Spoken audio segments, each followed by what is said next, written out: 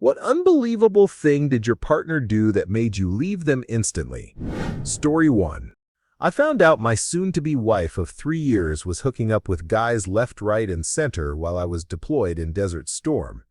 I only discovered this because a family friend, let's call him Philip, started noticing strange cars in my driveway just 3 days after I left.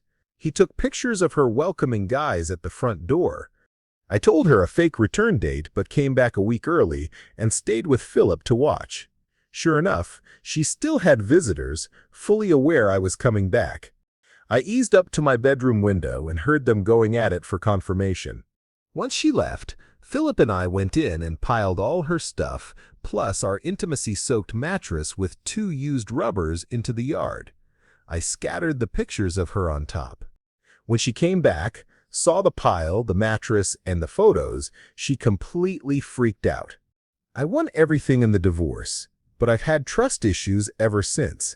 Before we continue, do us a quick favor, smash that like button and subscribe to support our channel. Story 2. I wanted to send myself a copy of a picture he had taken, so he handed me his phone to find it. Before this, I already knew he had a thing involving feet, and I found a few covert pictures of my own. I didn't care all that much until I found sneaky photos of my mother's feet. Relationship over. Story 3. I booked a hotel room for his birthday and made personalized decorations, hanging them in the room and on the hotel door after getting permission from the hotel. He arrived late, walked right past the decorations and balloons I'd spent days making, and said, "I thought you said you were going to decorate the hotel room?" While waiting for him, I got ready to go out for drinks and asked him to zip up my dress so we could leave, but he just dumped his bags and walked out. I was still really confused about where this side of his personality had come from. We went out for drinks, then dinner. An elderly couple was dining next to us, and I complimented the woman on her perfume and outfit. They told us it was their 60th wedding anniversary, so we had a quick chat, and I wished them well. When we left dinner, he berated me for being a lesbian just because I had complimented the old lady. Back at the hotel, I had bought a box of his favorite donuts, since he said he didn't like cake and put candles in them. He complained because I'd bought a birthday cake for my dog, but not for him, even though he said he only liked those particular donuts as sweets. I went to run a bath and asked if he wanted to join. He rudely declined, then watched football, drank a beer, and fell asleep. I got out of the bath, packed my bag, and went home. Story 4. He cheated on me, and about a month later when we talked about it, his excuse was that he'd been attracted to that person since he was 16 and needed to get it out of his system. He said that because the person was extremely mentally unwell, drunk, and on substances at the time, he didn't want to miss the opportunity. Story 5. He booked a vacation to Greece with a 21-year-old from his ancient Greek class. He had gone back to university at 36 and called her his study partner. He left our shared desktop computer open with an email outlining their itinerary. That's how I found out. In retrospect, he wanted out but didn't have the decency to tell me. I moved out that week. Months later, he contacted me asking for forgiveness. He claimed she was a virgin eager to lose her V-card and that he was just being a nice guy by helping a friend she trusted. He even admitted they had banged on a beach in Mykonos. What a frigging pig. Story 6. While on the trip of a lifetime to Japan, he spent every single day for 2 weeks straight being miserable, picking fights, and finding all kinds of problems with me to alternately berate and stonewall me. Par for the course with him by that point, nearly 2 years together. On the second to last day of our trip, I woke up feeling a bit under the weather but pushed through. I didn't want to waste the day. I thought some food would help. We then spent the next 2 hours circling a shopping mall looking for a sushi place while he took his sweet time, didn't check the mall directory, and wandered through multiple stores repeatedly. It was clearly another form of abuse, punishing me for being sick, I guess. After another humiliating detour through the Gucci store, where both staff and customers shot us dirty looks for our aimless wandering, I was a sweaty, shaky mess. I asked him for the hotel keys so I could go back, shower, and rest, but he refused. I begged, explaining how unwell I felt, but he ignored me. In that instant, I knew I was done for good. I had already fallen out of love months earlier over other incidents, but something inside me snapped right then. I turned and left without saying a word. I went back to our hotel alone, got a key from the front desk, separated my things from his, repacked my bags, and left. When he realized what I'd done, he spent the rest of the day calling me terrible names and making threats in our group chat with friends. I am still friends with those people today. He isn't. Story 7. We were married less than a year, and his drinking kept getting worse. One night, we were out for my friend's birthday in the city. First, he got drunk and argued with me about prioritizing her during dinner. Duh, it was her birthday. Later, at a bar, to make me angry, he disappeared into the game room at the back while everyone else danced up front. I let him be, thinking he'd cool off and sober up. He didn't. I was touched inappropriately by some guy a few times on the dance floor who wouldn't leave me alone, and everyone else wanted to leave. I went to find my husband, and he was wasted, playing pong against a girl who kept flashing him and having him take body shots off her chest. When I told him I was ready to leave and briefly explained what happened on the dance floor, he accused me of lying about the guy touching me and said I was just jealous of the girl flashing him. Then he told me to find my own way back to the hotel. I tried to explain that we all had a ride and it was actually him who'd need to find his own way since he was way too drunk. My friend's husband had to strong-arm him into leaving with everyone, so we didn't leave a man behind, especially one too drunk to function at that point. He puked all night into the trash can, and I slept on the floor so I didn't have to touch him or look at him. I stared at the ceiling all night, thinking about the terrible turn my life had taken. I told him the next day, as he puked all over my back seat on the drive home, that we were over. He kept trying to make it up to me. We even went to counseling, but I was already checked out. We were officially separated within a couple of months. I don't think he ever found out the whole story of what he did that night, and I heard from mutual friends that they witnessed him verbally abusing his next girlfriend, now his wife, when he was drunk as well. Apparently, he told her I was the love of his life and she could never be like me. What a jerk. Now they have 3 kids, dodged a life full of that nonsense. Story 8. He was taking Adderall and started acting unreasonably paranoid. One day, when I went to take a shower, I found a hidden camera in the bathroom. I remember saying, "I hope this is a smashing thing," but it wasn't. He genuinely thought I was texting someone else in the bathroom. I wasn't.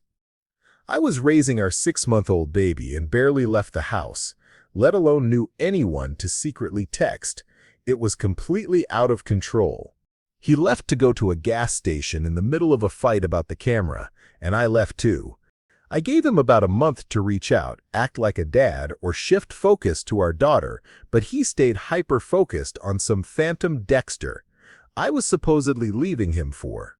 Mind you, I moved in with my mother when I left. After a month of this nonsense, with no change in his attitude or any attempt to focus on our child, I changed my number and deleted my Facebook and all other social media.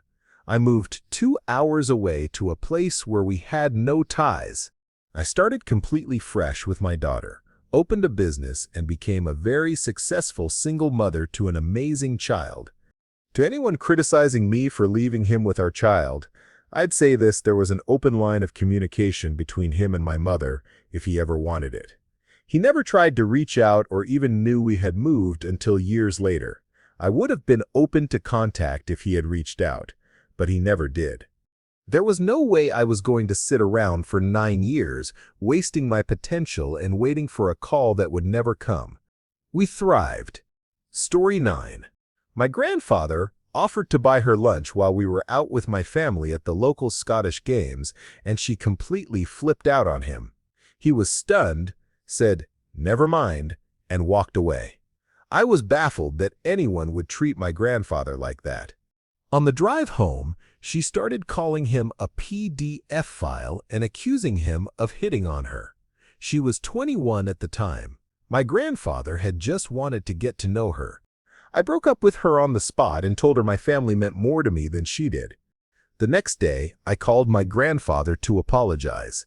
All he said was, "You're grown up and can make your own decisions, but I don't think she's right for you." I agree with Grandpa. I totally agree. Story 10. My ex-husband is a narcissist, and we had problems throughout our marriage. But the moment I stopped loving him and decided to file for divorce was during couples therapy. The therapist asked why we were seeking help. He told me to go first. I said something like, "We're having trouble communicating and we don't seem to see eye to eye anymore. The changes we make don't last and things go back to normal after a few weeks." Well, I spoke in a team-oriented way, accepting that we both contributed to the problems. My ex-husband, on the other hand, spent the entire rest of the session, about 40 minutes, berating me and blaming me for every tiny thing that had gone wrong in his life. He even made up things that never happened because he refused to take any responsibility for our issues. He called me selfish and told the therapist I never considered him.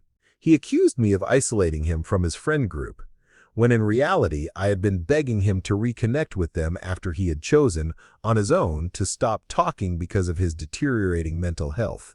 He accused me of having an affair with my best friend, a very straight woman, even though I am bi and we've been best friends for 26 years. His evidence was that we started taking yearly girls' trips that were private and intimate. The first was to visit my sister in New York City and see Broadway shows. The second was to visit her friend in Colorado for hiking.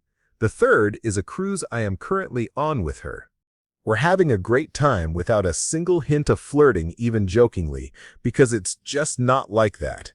There were so many more hurtful things he said or made up during those 40 minutes, too painful and frustrating to even type out or relive. But it was in that session I realized just how hard I'd been trying to make things work with someone who simply didn't care about me as a person. I lost all affection and love for him right then. I filed for divorce the following week. Story 11. Among many awful things I tolerated, my last straw with my ex was when she went to Vegas for a week without telling me beforehand. During that week, I noticed she was doing things like getting her nails done, a hair appointment, buying lots of new clothes, and so on. I asked her jokingly if she was going out of town or something. She said no, she was just really happy. I supported that. Though dressing up and buying new clothes wasn't typical for her, I understood it was for her mental health. I told her, "When you look good, you feel good." The next Monday morning, I went to work as usual. We normally text all morning since she worked from 10 to 6 and I worked 6 to 2. I was sending texts, but they weren't going through. No big deal. Then around noon, she texted me like everything was normal. The day went on, but communication was sparse. By 7 in the evening, she still wasn't home. That was weird. Her workplace was 10 minutes away, and she was usually home within 15 to 20 minutes. I kept texting with no reply, so I called her. She answered angrily, saying, "Hello?" I asked where she was, and if she was okay. She said, "Oh, I forgot to tell you, I am in Vegas. Don't wait up for me tonight." When she got back the next week, I broke up with her and kicked her out. That situation triggered something in me. Even though I forgave her, I could never trust her again. Story 12. He let other women use my crap when I was gone. I ran into a girl I had suspected he was cheating on me with, and she was wearing my shirt and shoes. I immediately drove to his house to get my things. When he saw me, he freaked out, told me to be quiet, and asked, "What are you doing here?" I went to the bedroom and bathroom to grab my stuff, and there was a different woman in the shower. My makeup and straightener had been used. To this day, I still don't have a bottom retainer for my teeth. The last place I used it was at his house. I swear someone took it. I am not even kidding. He used to refer to me as his future ex-wife. But the final nail in the coffin was when he threw me across the room by my hair because I wouldn't grind and be physical with an exotic dancer at a club we went to. Story 13. We had been seeing each other for about a year and a half when she asked me to buy her a doll off Vinted because the seller had blocked her. I said no. I didn't want to go around someone's decision not to sell to her. For 3 days, I got non-stop messages. Buy me this doll. Please buy me this doll. If you loved me, you sipped buy this doll. On the 4th day, while I was at work, she sent me a flood of abuse, calling me every name under the sun because the doll had sold. It just said, "Not doing this anymore. I am breaking up with you." The abuse turned into days of begging and pleading before I was finally able to get my stuff and cut off all contact. Then she drank acetone. But that's another story. Story 14. My last relationship was the one that made me want to have children. We even got engaged and all. We were the same age. I had a normal job and he was a business guy, very smart and clever. One day, we talked about the possibility of having kids in a new home he might buy. I said that if we ever grew apart, he would still be the father of my kids, and we would both be present for them no matter what. For context, my biological father was never present. He left my mom at the hospital, and we almost lost her. Not having him in my life made me certain that my soon-to-be husband would be there for our children, even if we broke up. He replied, "You won't be able to provide anything since I will be buying the house and everything else, so I cut you off and take the kids." That was it. I've never told anyone this before. Story 15. He started isolating me from my family, who I am very close to. No one should ever come between me and them. I was young and didn't realize how controlling, paranoid, and possessive his behavior was. But when I found out he had blocked my mom's and brother's numbers, telling them I didn't want to see them and they weren't welcome at our place, it was like a light switch flipped in my head, a blaring siren screaming, "This is not love. Get out now." It felt almost physical, like the love drained out of me instantly. When I looked at him then, I saw him so clearly from a detached place, and all I felt was disgust and pity. Story 16. She thought it was funny to insult Muslim and Arab people for no reason. A Texan woman living with me in Paris, showing no respect for the country and never taking responsibility when she messed up or did reckless things that could have put us both in danger. Her moods changed so quickly it was terrifying, going from loving and happy with the cutest smile to sobbing in my arms in public for half an hour, then suddenly happy again, then hateful and verbally abusive for no reason, even toward me. She acted like a 12-year-old despite being 30. The amount of patience I needed was immense, and I am proud I lasted as long as I did without losing control. She has bipolar disorder and is an alcoholic. I just needed to get this off my chest to feel better. I prefer to remember the wonderful moments I gave her in France. She's back in Texas now, where she can be as racist as she wants. But the good times were full of happiness. We almost got married. Story 17. He tried to rent out rooms in our house, which we owned, without my consent. I told him no the first time he brought it up, but he did it anyway. One morning, I woke up to go to work. He had already left, and my car was blocked in by another vehicle. I called him, and he said he'd rented a room, and that car belonged to the guest. He claimed he specifically told the guest not to block me in, as if that made it any better. I knocked on the guest's door, and a half-unclothed man in boxers came out, yawning. I politely asked him to move the car, and he did. All I could think was how my husband had left me alone in our home with a strange man. I called off work to take a personal day and started packing. I stayed with a friend until I could send him divorce papers and finalized the divorce many months later. Story 18. It was our first anniversary, so we went to the zoo for the day. When we reached the gorilla and chimpanzee exhibit, I started talking about how fascinating evolution was. I was in year 11 biology, and we'd been studying Charles Darwin and evolution. He looked me dead in the eye and said, "It's a conspiracy theory." I just froze. I was 17 and hadn't learned conflict resolution yet. Story 19. I got a job at an oil plant that was fly-in, fly-out, so I stayed in camp and was gone for a week at a time. There was barely any cell service at the plant, especially outside the control room, and since I worked in the field, I couldn't text him back during the day. Every night when I got back to camp and my phone finally connected to the tower, it would light up with about 100 texts and missed calls from him, and this was only my first week on the job. When I flew home, he picked me up from the airport and spent the entire drive accusing me of cheating, saying I probably hooked up with every guy in camp. He told me he'd watched everyone get off the plane and noticed I was the only woman, so I must have had a group encounter too. I just sat there quietly. When he dropped me off at my house, I didn't even say goodbye. I went inside, locked the doors, and blocked his number. Story 20. She found the keys I had hidden while she was very drunk. I told her I wouldn't let her drive in that state and that I'd sleep on the couch if needed. We'd been living together for over a year by then.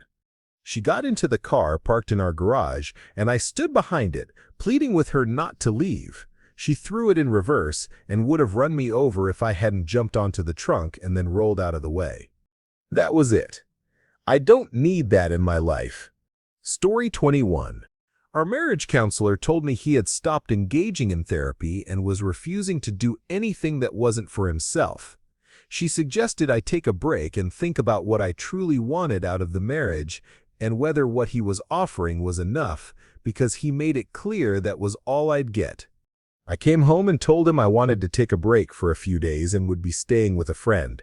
He called me a selfish jerk, threw our sand unity glass at me from across the room, blocked the door when I tried to leave, grabbed me by the arms, and threw me onto the bed. Then he said he was stepping out for a minute and that I'd better be gone by the time he got back. I packed what I could and never looked back. 15 minutes later, he texted me saying, "The first time I've ever listened to him, and maybe we could make this marriage work after all if you come back." I never deleted that text. Every time I thought I might still need him, I read it and reminded myself, complete narcissist. Story 22. It was 7 a.m. on New Year's Eve. We were at the airport about to fly out for a party. He was still drunk from the night before, stomping behind me like a big baby, yelling, "You know I hate morning flights. Why the hell would you book such an early flight?" The breaking point came when he hissed, "You're so foolish." I stopped and turned to look at him. My inner voice asked, "What the hell are you doing with this mess of a dude?" I walked out of the airport and left him there. Story 23. I directly discovered that she was cheating on me. I took some pictures, sent them to her, then threw out her stuff and blocked her number. When she showed up at my place, I didn't answer the door. Despite dating for more than a year, I completely ghosted her after that. Story 24. He had a dating app on his phone 6 days after our 1-year anniversary and 13 months after we deleted our dating apps. It wasn't just on his phone. He sent me a screenshot, and it was his last used app, as if he were switching between using a dating app and texting me. I asked him why he had it on his phone, and he said, "I don't know why that's there, my bad, haha." He knew why. And I knew why. So, I dumped him. Story 25. The 8-month relationship left me alone at a party full of her friends. I didn't know a soul there. After a few small talks and an hour of wandering, I finally left, unable to find her. A few hours later, she called me drunk, saying she was getting a ride to come over, but she never showed up. The next day, someone I'd briefly talked to at the party told me she was trying to hook up with at least 2 different guys there. So, I ghosted her. She tried to get back with me for weeks, and then, A year later, left a sobbing voicemail begging to come back. I never answered. That was it. I learned a lot from that one. Story 26. Not married, thankfully. We refinanced our house to pay off credit card debt. 6 months later, I got on the computer and noticed she hadn't closed her windows. I saw she was back up to $20,000 in credit card debt.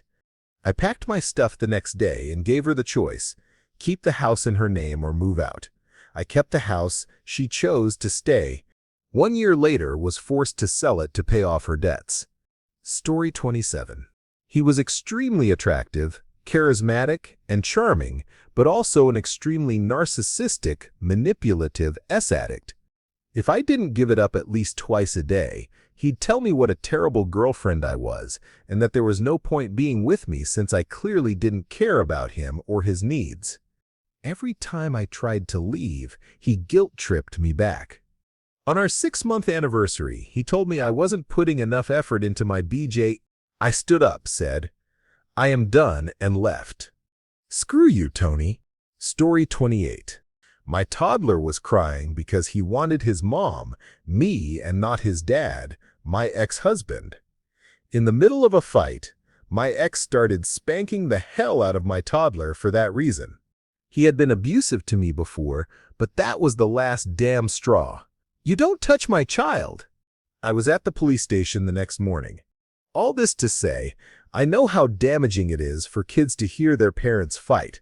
The psychological effects are so harmful. I regret not leaving sooner, but at least I left, and now my kids and I are safe and happy. Story 29. We had been having problems in our marriage, but one day I took a nap and missed a phone call from him. He went to the bank and emptied our joint account because he was scared I was leaving him. Turns out, messing with my money and giving me yet another reason not to trust him was the proverbial straw, and it was over. Story 30. He had the audacity to tell me he was jealous that someone got to bang me when I was skinnier. You didn't even brush your teeth every day. You get a small rash and call yourself a monster and hideous. You were inconsolable for days after losing a softball game that didn't even have a Starbucks gift card on the line. I told him, "You don't deserve the air I breathe," and broke up with him. Guess what, Travis? I've lost 45 pounds, you baby back wimp. Story 31. She sucker punched me in the head after I told her she couldn't tell me who I could be friends with. The next morning, she tried to manipulate me by pretending she'd been in a car accident and was in the hospital. Edit. I forgot to add the following evening, I was going out for drinks with coworkers to celebrate a promotion. She showed up with a few friends, all dressed like they were at a bachelorette party trying to crash it. Luckily, she got there before we did.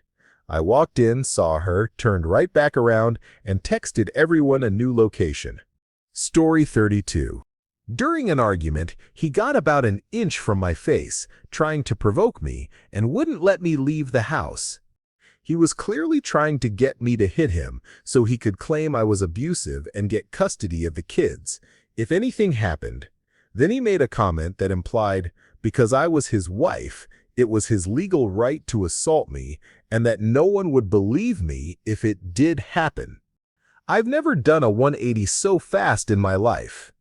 I didn't know I could actually hate someone that much. Story 33. In 1973, he bribed our 5-year-old daughter to speak into a borrowed reel-to-reel tape recorder and talk about all the beatings her mommy gave her. Being 5, she told me all about the role-playing and how she was just saying lines for the play. I confronted him, and he screamed at our daughter, saying he couldn't trust her. He was planning a divorce, in which his fantasy involved sending me away with nothing while his girlfriend moved in to take care of our 5-year-old and our 1-year-old baby. He planned to keep everything, including the house. He left, though, because being the narcissistic coward he was, he didn't want to get shot in the back with a 30-30 rifle. Story 34. He took the vital energy of our relationship and poured it into creeping on random people online, maintaining multiple online relationships, all while swearing up and down that he was trying in the marriage. I found intimate messages on his public profile, pet names and all, and it shattered my heart. It all started while I was struggling to get pregnant and going to doctors, already feeling worthless. That makes it feel like a stabbing pain to my very existence. Story 35. He told me he was single, then later said he was separated from his ex-wife. Turns out, he wasn't. I was stupidly obsessed with him, so I gave him some time to fix his situation. After weeks, he said she was out of the picture. Obviously, she wasn't. One night, I was about to make us dinner when she started calling and texting him. I asked what she wanted, and he said, "I don't know, but don't worry. I will tell her I am going to bed so she leaves us alone." Then he went to take a shower. While he was in there, I called myself an Uber, left, and never saw him again. Oh, and I called the so-called ex-wife to let her know. Surprise, she didn't know about me either. So yeah, not sure how he fixed that. Story 36. I suspected my ex-husband, married for 17 years, together for 20, of cheating, so I hired a private investigator.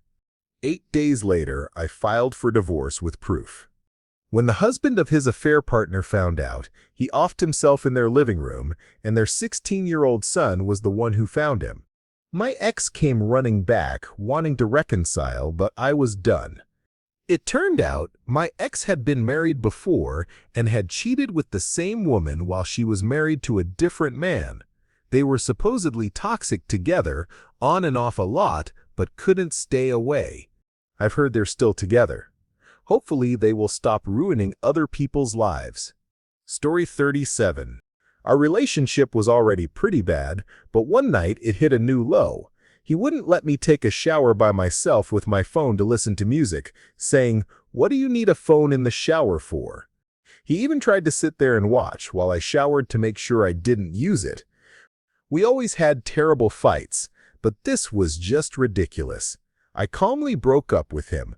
We lived together and everything, but that was the final straw, though honestly, he had done much worse during our relationship. I later found out he had been cheating on me the whole time, too. Story 38.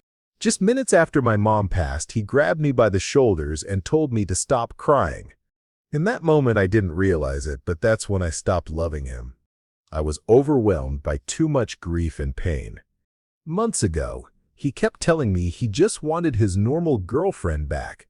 Whenever I woke up crying in the middle of the night, he told me to stop because I kept waking him. I had to quietly go into another room or downstairs to cry out of fear he'd wake up mad at me. My first Christmas without my mom, I spent the week at my dad's with him and my little sister. The day before Christmas Eve, I asked him to come down to my dad's to stay with me for Christmas.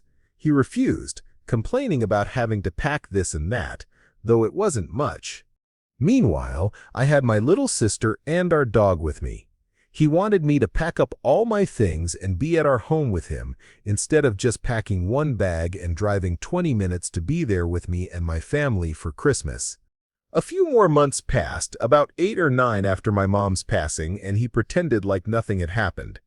But he never let me see that my family didn't want me spending time with the friends who had supported me during those months. About a year after my mom died, I finally had enough. I realized he was never the kind of support I needed, especially through life-changing moments like losing a parent. Story 39. Not my story, but my partner's. A few years ago, he and his ex-wife custom-built a nice suburban home after being married for a few years. In the final year of their marriage, unbeknownst to them at the time, while the house was being finished, my boyfriend found out she had been cheating on him for 6 solid months with his coworker. The kicker is, she married that coworker and now lives just a few blocks away from us. She got a new job delivering mail for the post office, delivering my mail to the house she built, lived in for 4 months, and was basically kicked out of. Story 40. He was unemployed at Christmas, so I bought gifts for his family. The entire time at his family gathering, he was texting random people and girls. I was the only one actually engaging with them. Christmas also happens to be my birthday, and I had kept a boxed cake in the cupboard for months. Not once did he consider making the cake for me at no cost to him. I had everything ready or even handwrite a card. After we got home from his parents' place, I told him to pack his things and get out. I called his mom and said, "Oh, I am so sorry. He's going to have to come back. He forgot his manners. He had nowhere else to live." She apologized to me and wasn't surprised at all. Good riddance. Don't ever let society allow you to be mistreated. Story 41. This was about 15 years ago, but he punched a hole in the wall right near my head. He had never shown any signs of physical violence before, and I am not even sure if I was really scared of him. We were probably going to be evenly matched and both terrible at fighting. But apparently, that was the line. I didn't hesitate for a second. It was over. Story 42. After supporting my girlfriend through her mental health struggles, I reached a point where I was struggling and asked her for help and support. We sat down and talked through the details. 2 weeks later, I shared that I was making progress and had a good day. She looked at me, paused to think about her words, and then repeated the very thing I'd shared earlier that had triggered me into a state of self-wallowing. There was no doubt it was completely intentional. I broke up with her the next day and realized just how self-centered she really was. Story 43. He made up a fake fight, pushed my buttons, and twisted the story to make himself look like the victim in marriage counseling. Then, he disappeared, abandoning me and my 2 kids on Mother's Day weekend to go to his hometown. When he hung out with another woman, his story changed even more. He came home, lied about everything, berated me non-stop, and then bought a puppy right after that. Story 44. I'd been dating this girl for a couple of months, and one night we went on a double date with my friend and his partner. They'd never met before, and things were going okay. She talked about having cervical cancer, which was very sad, but then, as we were looking for a taxi, she started doing a strange dance around everyone, circling us and chanting that she used to have cancer. It went on and on. We all smiled politely in true what the heck style. I jumped in my cab and never called her again. Story 45. After an excruciating complication from knee surgery left me unable to walk without a walker, we were driving to a restaurant for dinner. He stopped by the front door, looked at me, then drove to the back of the parking lot, leaving me alone in the car with my walker in the trunk, never looking back. That's when I realized he would never help me if I needed it. His focus was always on himself. It took a few more incidents like that over the next couple of weeks before I finally filed for divorce. Story 46. I spent the day cleaning the house and was almost done when I decided to take a nap on the couch because I was exhausted. I partly woke up to her yelling that I lied about cleaning everything, that she could nap anytime she wanted, but I needed permission. As I drifted back to sleep, she kicked me in the face and broke my nose. I was done. Story 47. She apparently made accounts on websites I visited just to cyberstalk and spy on me. Her trust issues were always a problem in our relationship, but this crossed the line. I had to finally cut it off. I would have never known if a moderator hadn't messaged me to say there was a zero-post account exclusively reading through my profile. Story 48. He texted me saying maybe things would be better if we had some time apart. I packed all my stuff and left our house in the 2-hour window between finishing work and him arriving home. The frantic texts and calls started as soon as he realized I was gone. It was a horrible relationship. He didn't believe I'd actually leave. That night, I slept well and didn't have to cry myself to sleep lying next to him. I think I'd been waiting months for a sign or permission to leave. Story 49. The breaking point came when I found her with a stranger from the internet, in his car, in a church parking lot, in the middle of the afternoon during COVID. I took her keys and never let her back in the house. Later, I discovered she had committed a self-offending crime against a woman, stolen money from the family, carried on numerous online affairs, and had been lying about nearly everything to me and our family for years. Story 50. I met a woman online, We chatted for a few weeks before meeting and had 2 or 3 pleasant dates. We still kept in touch. One night, I went to see a close friend, also a woman. We'd known each other for over 5 years. Nothing romantic, just friends. I told my girlfriend I'd be visiting for a few hours, and she said okay. Less than an hour later, she kept calling and texting to ask where I was. Finally, I called her and confirmed I was at my friend's place, just as I said. She responded, "I knew you were with that wuss." I told her, "This isn't working. My friendship is more valuable than yours." Then I went back inside and enjoyed a pleasant evening shooting pool on her new table. Jealous after just a few dates? No thanks. Story 51. She moved a recently released from prison profile PDF file into our home and borrowed a gun from a family friend of hers to threaten me with when I got home from work. The only reason I am alive is that she bragged to one of our common friends about what she was about to do, and that friend called me when I was driving home from work. Story 52. He refused to let me leave during an argument. Things were already rough, but that was the moment I knew we were done. I told him he could try to stop me for the next several hours, but I was on duty, we were both military, and the M.Ps would come looking for me if I wasn't there. I was not about to cover for him. He finally stepped aside. I went outside and called my command.